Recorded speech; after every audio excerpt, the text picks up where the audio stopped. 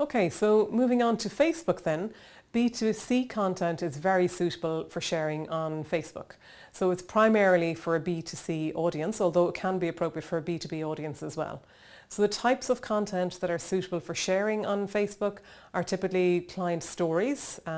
You might be using them for company announcements, maybe new jobs or something that's happening in the company that day, some event. You might be sharing images of what's happening, infographics or videos, again, of what's happening within your company on Facebook. So let's look at some examples here now. So Nutella is an example of a company that has a really good Facebook page. So, and you might wonder, how can one hazelnut spread have such an awesome Facebook page? So it really can help bring the product to life.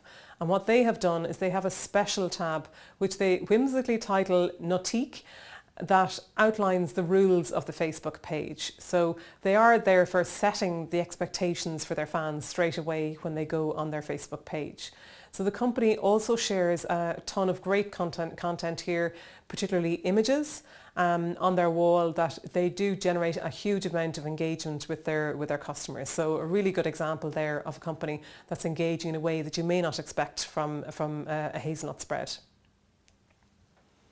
Burt's Bees is another example of a company that do have a really good Facebook page. Again, why are they so good? Well, I suppose what they do a little bit differently from others is that they use their customers for market research. And you have to remember, often your customers are the best sources for market research.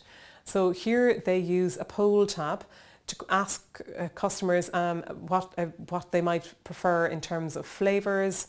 They ask them what they think of different product names and so on. So anything they're thinking of doing that are changing, they ask their customers for feedback here. So customers have the option to vote. They can see the results as well. So they're seeing how they input into the results. So they can answer the poll and then see what everyone else thought, so whether they fitted in with what the majority thought or not. And then they can also share their opinion on their own Facebook pages, which spreads the content even wider.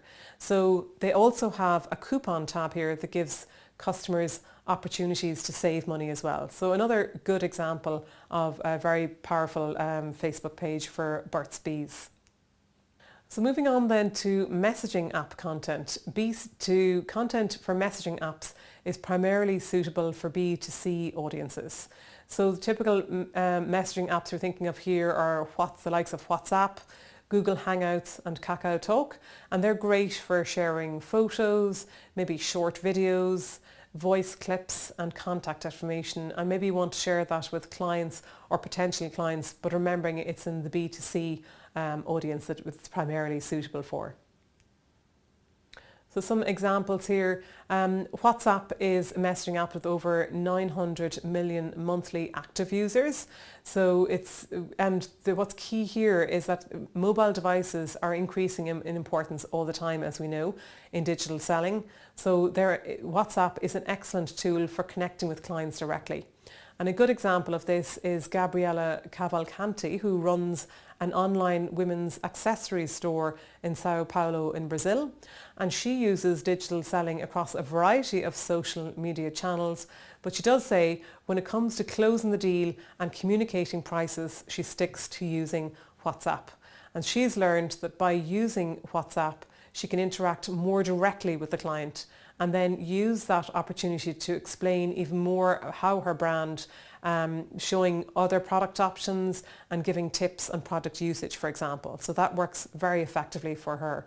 So what she did that was successful and helped her to be successful was she went where her customers are, and now she's using this messaging app to close those deals and communicate directly with her clients very successfully as well. So that's a good example.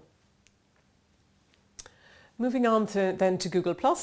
Google+ is a versatile platform and it's suitable for sharing content to both B2B and B2C markets. And the types of content that are suitable for sharing on Google+ include informative articles, maybe white papers, blog posts, how-to guides. You might share product updates, what's changed in relation to your products, case studies and webinars, all of which that can help to engage and educate your followers on Google+. So some examples of that. Burberry has created very strong engagement. They have over 5 million followers with 84 million views on Google+. So really strong content, really clear messaging there and very successful on that channel. Another good example is Intel. Intel has over 1 million followers with 55 million views on Google+. And one of the most unique features of Google+ is the circles. So circles allow users to group those followers into different groups for communicating different things.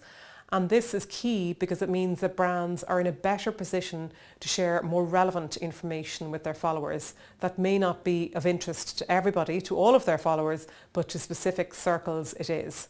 So it does help them to stop churning out the same information to everybody and just focus very relevant content to particular circles.